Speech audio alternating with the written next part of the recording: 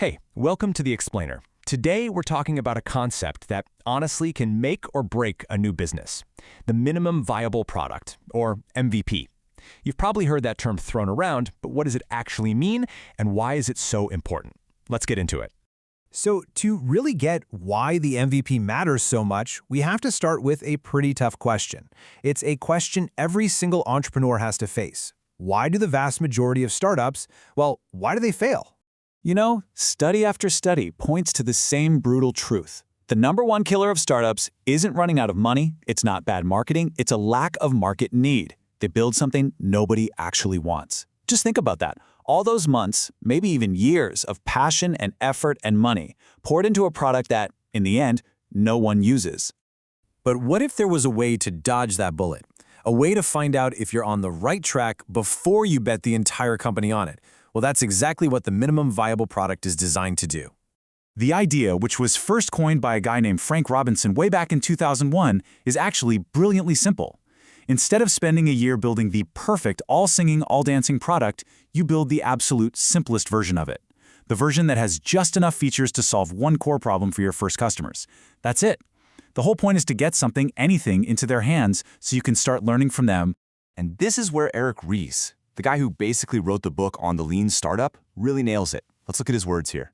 Maximum amount of validated learning with the least effort. See, the goal isn't just to be cheap or to build something fast.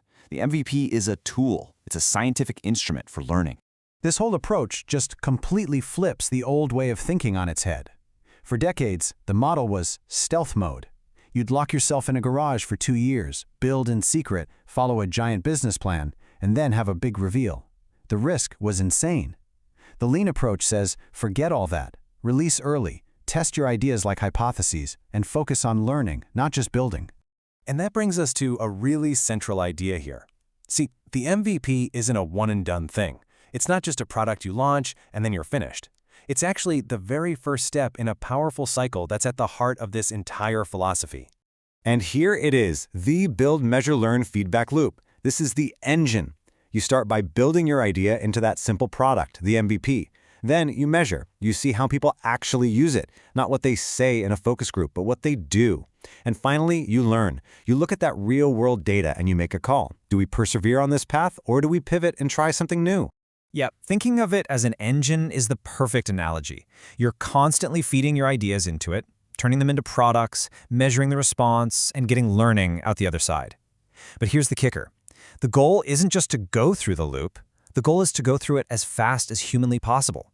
Because in the world we live in now, the company that can learn the fastest wins. Okay, so this all sounds good in theory, right? But what does an MVP actually look like out in the wild? Well, you might be surprised. It's not always just a clunky app with half the buttons missing. Sometimes it's way more clever than that. Just look at these different types. You could start with nothing more than a landing page that describes your product and has a sign up for more info button. That tells you if people are even interested.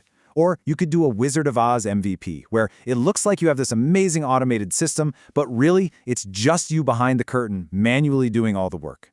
The common thread here? All of these are designed to maximize learning while minimizing actual development time. And some of the biggest companies you know and love started this way. Take Dropbox. Before they wrote a single line of their super complex file syncing code, they just made a simple video. It showed how the product would work. The video went viral, and their waitlist exploded from 5,000 people to 75,000, basically overnight. That proved they were onto something. Or food on the table. The founder literally acted as a personal shopper for a single customer to test the idea before building any tech. All right, but let's be real. The MVP approach is not some kind of magic bullet that solves every problem. It's really important to know that it comes with some serious risks and some totally valid criticisms. For sure, putting your idea out in the open early is a double-edged sword.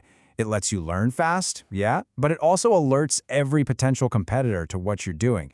And if your MVP is too minimum and not enough viable, you can seriously damage your brand's reputation right out of the gate. People's first impression might just be, oh, this thing is broken.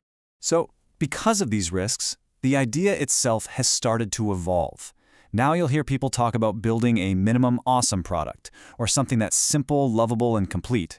And these aren't just new buzzwords for the sake of it. They represent a real shift in thinking, one that puts a much higher value on quality and a great user experience, even in those very early stages. So when you boil it all down, after all the talk of loops and types and risks, what's the one thing you really need to remember? What's the real goal here? It all comes down to this. The true purpose of an MVP isn't to launch a cheap product. It's not about being lazy. It is a tool designed to do one thing: reduce uncertainty. It's a way to use a product to answer the most terrifying and most important question any founder has. Should we be building this at all? And this quote just gets right to the soul of it. A startup isn't just a machine for making a product or making money. At its core, it's an organization built to learn how to create a business that can actually last. The MVP is just one of the best tools we have for doing that learning. So, next time you have that billion-dollar idea, try to resist the temptation to ask, what's the most amazing, feature-packed version I can build? Instead, ask yourself this: what is the smallest, fastest, simplest experiment I could possibly run to find out if anyone gives a damn? That is the real power of the MVP.